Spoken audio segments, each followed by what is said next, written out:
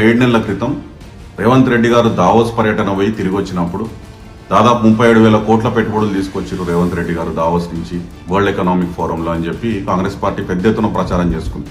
తీరా మనం చూస్తే అసలు ఎన్ని వేల కోట్లు ఎన్ని కంపెనీలు పెడుతున్నాయని చూస్తే అందులో మొట్టమొదటి మీకు కనిపించేది అదానీ సంస్థతో రేవంత్ రెడ్డి గారు చేసుకున్న ఒప్పందం. 12,400 కోట్ల రూపాయల ఒప్పందం చేసుకున్నారు. ఒక పక్క రాహుల్ గాంధీ గారు అదానీ ఫ్రాడ్, ఆయన మోడీ గారికి బినామీ అని చెప్పి ఆయన పొద్దున్న లేస్తే పార్లమెంట్ లో బయట మీడియాలో మాట్లాడుతుంటే, ఇటుపక్కనేమో రేవంత్ రెడ్డి గారు అలాయ్ బలాయ్ చేసుకుని 12,400 కోట్ల పెట్టుబడి ఒప్పందం చేసుకుని అదానీ గారితో తిరిగి వచ్చారు. తదనంతరం హైదరాబాద్ లో ఇక్కడ ప్రజల ముక్కుబిండి ఎలక్ట్రిసిటీ బిల్లులు వసూలు చేయాలని చెప్పి అదానీ సంస్థతో ఒప్పందం చేసుకున్నట్టు మనం పత్రికల్లో చూసినాం.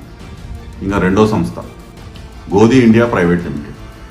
అసలు ఈ కంపెనీ ఏంది అని చూస్తే దీని పెయిడప్ క్యాపిటల్ కేవలం 50 కోట్లు.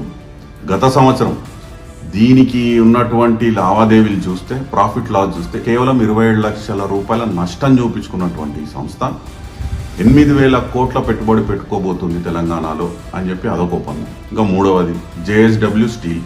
ఈ JSW స్టీల్ సంస్థ 9,000 కోట్లు పెట్టుబడి పెట్టబోతుంది.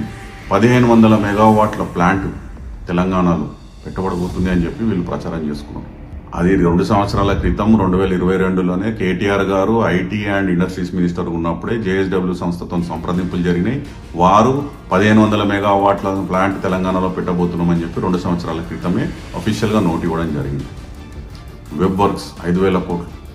ఈ సంస్థ కూడా దాదాపు 2 సంవత్సరాల క్రితమే తెలంగాణలో మేము డేటా సెంటర్ ఎక్స్పాన్షన్ చేయబోతున్నాము, మాకు ఆ ప్లాన్ ఉంది అని చెప్పి వాళ్ళు కూడా అఫీషియల్గా చెప్పడం జరిగింది. సో ఇదేం కొత్తవి కాదు.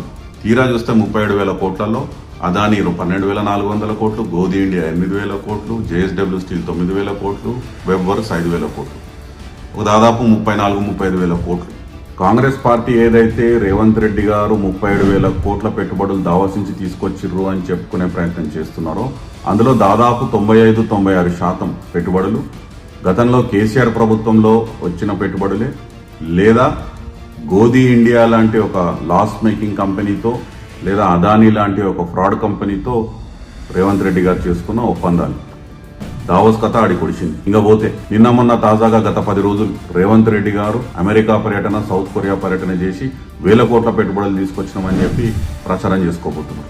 అందులో కూడా మీరు గమనించాల్సింది ఏంటంటే ప్రజలు, కాగ్నిజెంట్ టెక్నాలజీ లాంటి కంపెనీ, చార్ల్స్ ష్వాబ్ లాంటి కంపెనీ, అమెజాన్ వెబ్ సర్వీసెస్ లాంటి కంపెనీలు గతంలోనే తెలంగాణకు వచ్చినాయి, పెద్ద ఎత్తున పెట్టుబడులు పెట్టినాయి.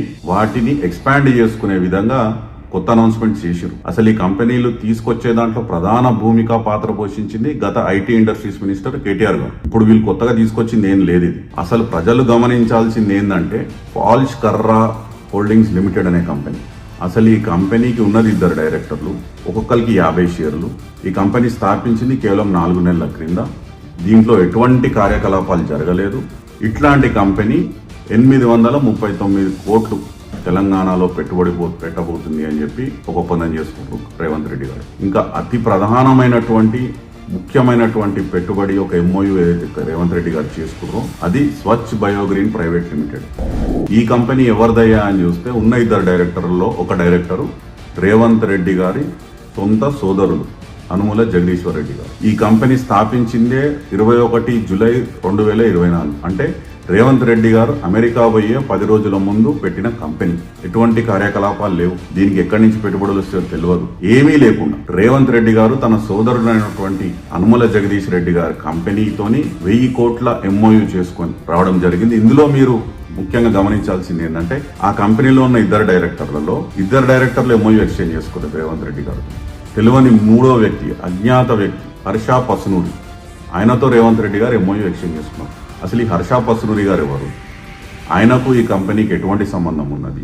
అసలు రేవంత్ రెడ్డి గారి తమ్ముడు 10 రోజుల ముందు కంపెనీ తెరవడం ఏంది? ఆ కంపెనీకి 1,000 కోట్ల పెట్టుబడులు పెట్టబోతుందని రేవంత్ రెడ్డి గారు ఒప్పందం చేసుకొని వచ్చుడే. ఇట్లాంటి చాలా ప్రశ్నలు ఉన్నాయి. తెలంగాణ ప్రజలు గమనించాలి, దయచేసి ప్రశ్నించాలి. మేము కూడా రేవంత్ రెడ్డి గారిని, వారి ప్రభుత్వాన్ని ఈ అనుమానాలను నివృత్తి చేయాల్సిన విధంగా ఒక శ్వేతపత్రం విడుదల చేయండి. ఈ కంపెనీలు ఎట్లా పెట్టుబడులు పెట్టబోతున్నాయి, డబ్బులు ఎక్కడి నుంచి రాబోతున్నాయి, వాటికి ప్రభుత్వం ఏమన్నా రాయితీలు ఇవ్వబోతుందా, భూములు ఇవ్వబోతుందా, అసలు ప్లాన్ ఏంది? మీరు బయట పెట్టండి శ్వేతపత్రం, యూ కమ్ క్లీన్.